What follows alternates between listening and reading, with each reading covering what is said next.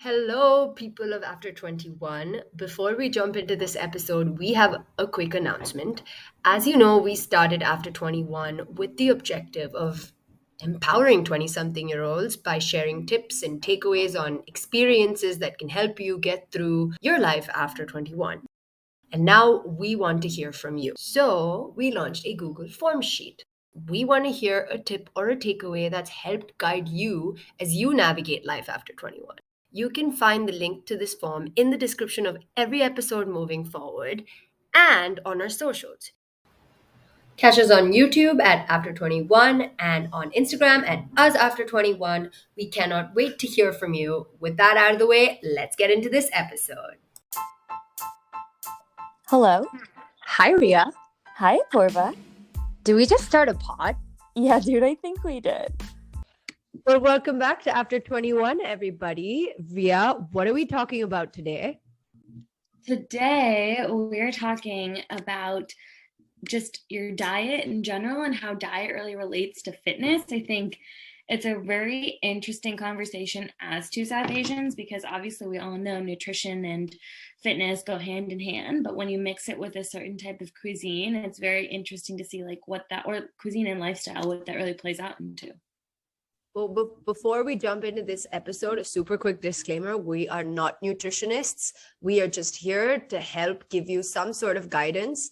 We're not going to give you a diet. If you need a diet, you got professional people out there in the market. But without further ado, let's get into this episode. Apoorva, I think one thing I would love to open up talking about is kind of like what is even a healthy diet, especially when you think of within the South Asian food group, because our culture itself is like so complicated. You know, there's so many different foods, depends on what area you're from. It depends on like what your family kind of grew up eating, but like what is a healthy diet for a South Asian in terms of food? And is that even possible? Or do you think more of like salads and smoothies when it comes to healthy diets? You know, it's such a good question that Rhea just brought up because just to clarify, Rhea, you are from the north of India and I'm from the south of India. What is an average diet for you? Because for me, a lunch involves rice at the middle of the plate, like a ton of rice, and then maybe pulses, maybe some veggies and yogurt. I know it's different, but like, what is a diet for you? So, well, kind of funny answer. So I'm from East India, and typically it actually is a very rice heavy diet. But when we were younger, I think when we were still in grade school, at some point my dad had gotten some report about his cholesterol going up. So my family switched to brown rice, and it switched to having roti a lot more. So now as an adult, I hate white rice. Like if we go to India, my mom is like, we need to have some kind of like bread substance for my daughter because I just hate white rice. Well, I mean, like that just goes to show how diverse our culture is. So it's like practically impossible to nail it down and say there's like one kind of diet because my neighbors, literally guys, my neighbors in my apartment, all three of them come from three different parts of India, and I've had lunches and dinners with them. Every single time I go to each one of their houses, it's a different kind of menu with each of them. Like Ria said, one of them has roti, one of them has rice, one of them has just vegetables and like a soup sort of a dinner or lunch. So, I mean, going back to the whole healthy diet question, there's no right answer with our culture specifically, but I think really what it boils down to, at least in my house, is as long as you're eating food from inside the house and it's not outside the house, you're making some progress.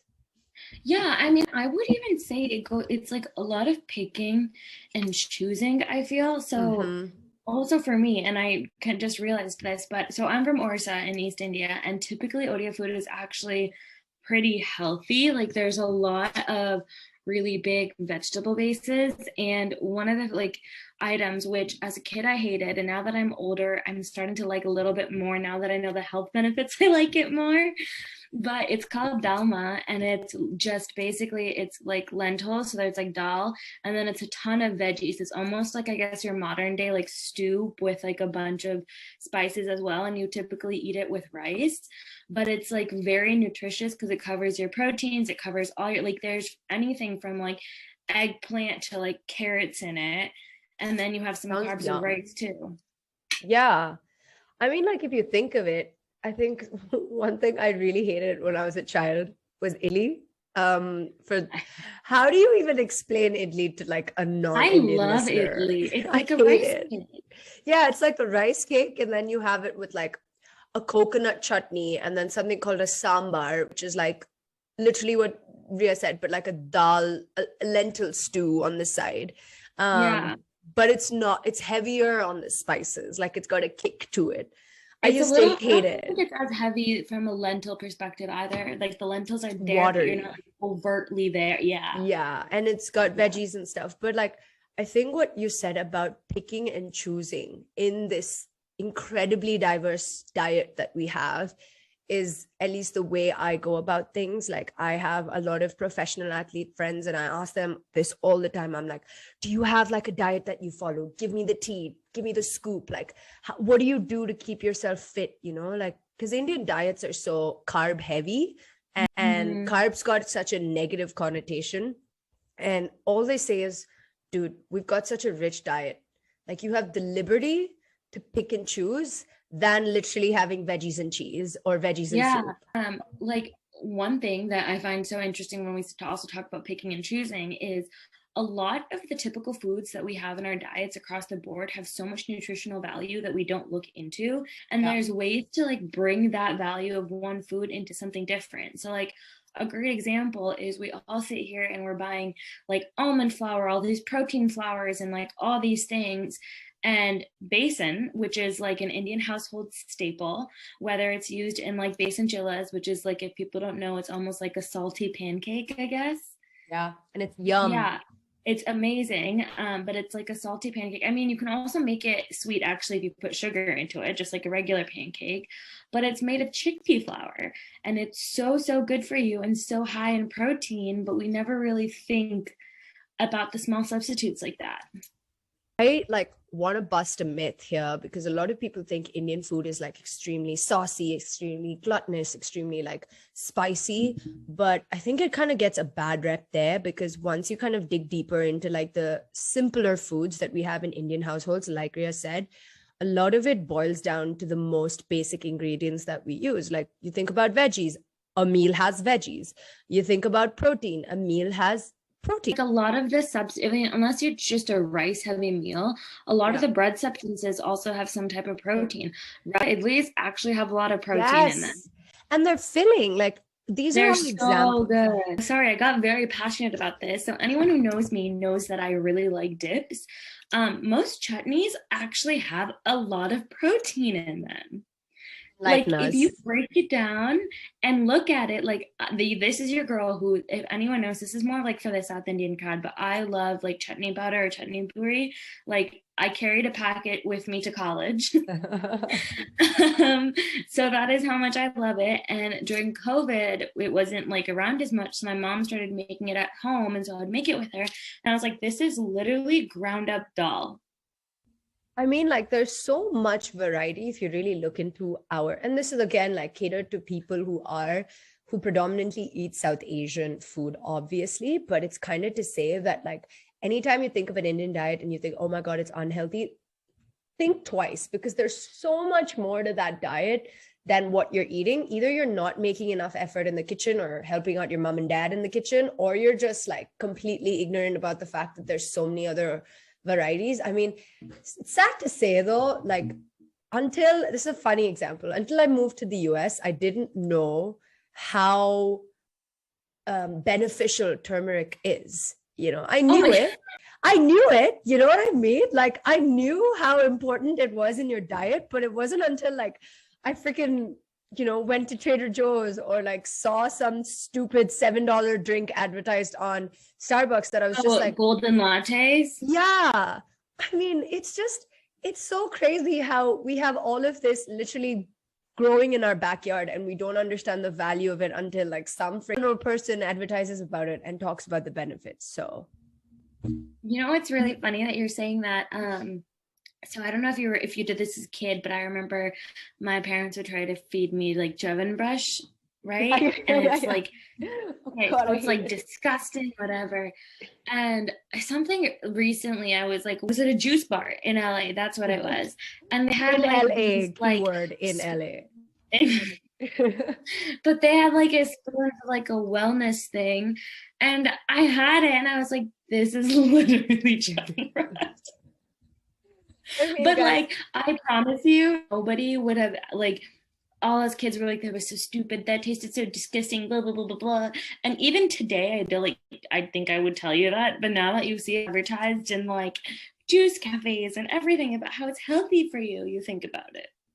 I think like the real takeaway that we boil this down to in like a South Asian diet especially is that, again, we are not here to tell you how to lose weight or what sort of way you can like drop those 50 pounds or gain 10 pounds. We're kind of here to give you like a bit more insight into the fact that if you are South Asian, look further into your diet. There's a lot of alternatives that you can pick up and kind of pivot to a healthier lifestyle, because you can easily say that we have rice all day and oh my god, carbs, so much carbs, oh my god, we eat with so much ghee. But guess what, ghee is good for you. A little bit of ghee is good for you. That's healthy fat right there. There's always, you know, little nook and crannies that you can look into within our diet, like the South Asian diet, and really use that to harness your fitness journey. I think it's also hard because usually when we look for healthy inspiration in terms of what to eat, when you want to eat more healthier, most of the inspiration isn't from like or conducive of South Asian cuisine. Wow. So I think it's a little bit more about like being a little bit more aware yourself. Like if your goal, or if you know that you need to be eating more vegetables, getting certain vitamins or whatever that is, like look for those rich foods, because I promise you there's a plethora of dishes that you can make to cater to your tastes and also like whatever your nutritional values is. You just have to look a little bit deeper into it. For starters, everybody go Google what chila is, and then you can thank us later. Okay, so like moving on to the second part of things, right, Rhea? Like I'm curious to know what you think about, you know, managing a healthy diet as you are a 20-something-year-old. Like you are busting your butt every single day. How do you balance this diet? You know, because I've struggled. I've stayed on my own. We've both stayed on our own. Now we stay with parents. On the top of it, you know, we are social animals. You know, we like to go out and about. So there's a drink or two. Like, how do you create this balance? Honestly, I think for me, it began way back, like probably in college itself. So I definitely, for the longest time, or for as far as I can remember, was very strict on my diet.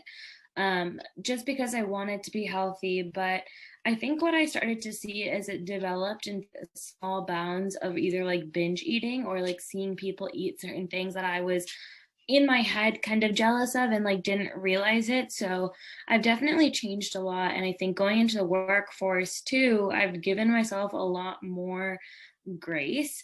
So I've tried to be a lot more of like, it's a mix. It's like literally a balance. Like I try to eat healthy and just fuel my body for most of the days, but I give myself like the grace to have an unhealthy meal here or there, have some chips if I'm craving it, like have fries when I'm doing that. And honestly, same thing when it comes to drinking. I think I have often seen that mentally thinking about it, or even, you know, thinking about how many calories am I consuming or whatever, is very mentally toxic for me. So I will rather keep it more as like, I do what I want to, and I know it's okay because I have a balance. Like I know that I can go out and I can drink or whatever because I've been eating healthy. I healthy normally, and I work out every single day. Like it's more about the overall lifestyle than it is focusing for me about like specific little things. But that's kind of how I've dealt with it. What about you? People right after school go through like a fitness kick, or when I say fitness, I mean specific to a gym kick. So they're eating right, going to the gym, trying to get swole, trying to get lean, trying to have that bikini bod. And then they come out of college because then they realize, oh my God, you know, life isn't as structured as it was in college. And then you have a job, you're working really hard. And people either go through like a 180 where they put on a ton of weight and they lose their fitness, or they're just like going to the gym because it's really, something to keep them distracted, but they're not giving that much effort. So like I'm in that stage right now where I'm like trying to figuring out a groove in the process of understanding a balance, right? So I'm not training hard enough every day like I used to before. I'm in my head, I'm just like, oh, like I had a heavy breakfast. It's only 12:30. Like I've got a shit ton of work to do. I'll just go snack on a peanut butter sandwich. I'll just go snack on a banana and I'll just push it till 6 p.m. And then like, by that time, I'm just going to order in. So I've noticed a lot of my friends are going through the same phase as I have. And I think a large part of it for me has been because I'm struggling to keep up with the pace of adulting, that I'm unable to translate it into my personal life with a diet. And what I think really helps for me has been always to like, I'm someone who likes to plan things. So like I'll go grocery shopping on Sunday and try to like plan my meals for the week. I do a little bit of that, especially when I live alone. I don't do it as much at home, but I definitely think meal prepping is a huge, huge thing. I try actually to not eat out unless it's like a social thing usually. I usually just try to meal prep because I also eat a lot healthier. But I think for me, what I also noticed is the less emphasis I put on it, the better that I would do with it. Like when we said this before in our developing a relationship with yourself episode, it's being conscious about what you do, being self-aware. It really applies to food as well. Not going to say that like we are gurus, like all of us are 20-something-year-olds. We're allowed to make mistakes and we have a crazy lifestyle and we're all really figuring this out. But I think really as you're figuring this out, it's also to kind of find that balancing act. Like, okay, I'm going out with my friends on a Friday night. Can I limit myself to drinks during the week so that I can afford to take those extra shots or extra drinks on a Friday? I'm eating a lot outside and my body isn't feeling great. What can I do to kind of help myself feel a little less lethargic because maybe I had a little bit too much of a cheese pizza last night. That's why I'm feeling not so great this morning. So it's really about the balancing act. And another thing, which I picked up on this because I started traveling pretty early on in my career, but going out to eat doesn't mean you have to go and eat badly. Like, I know we all make fun of it to a certain extent, but like, one, there's always healthier options on a menu. You have to find them.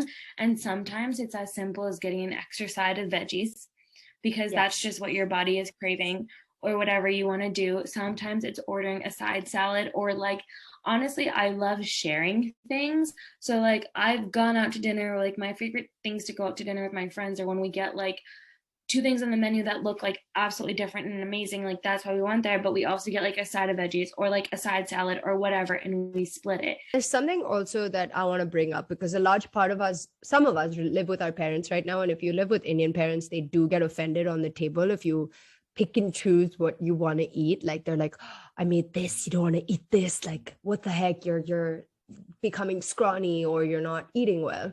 But I think a really important thing that I've learned is, if you want to control what you want to eat in a very Indian household, you go into the kitchen and make what you want, because then you have full control over what you want to eat. So like, that's just a tip for those who are living with their parents and who either are complaining about the food that their parents are making or don't really want to eat what they're making.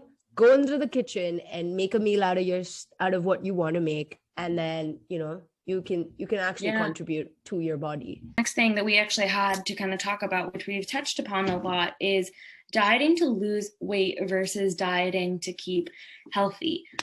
Don't get me wrong. I think we all do each of them depending on maybe where you're at in the year.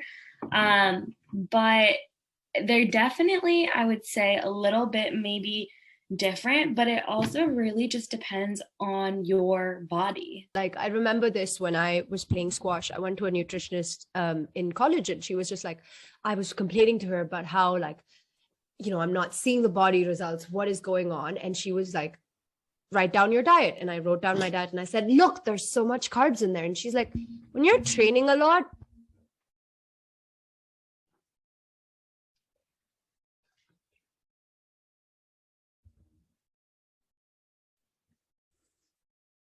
time.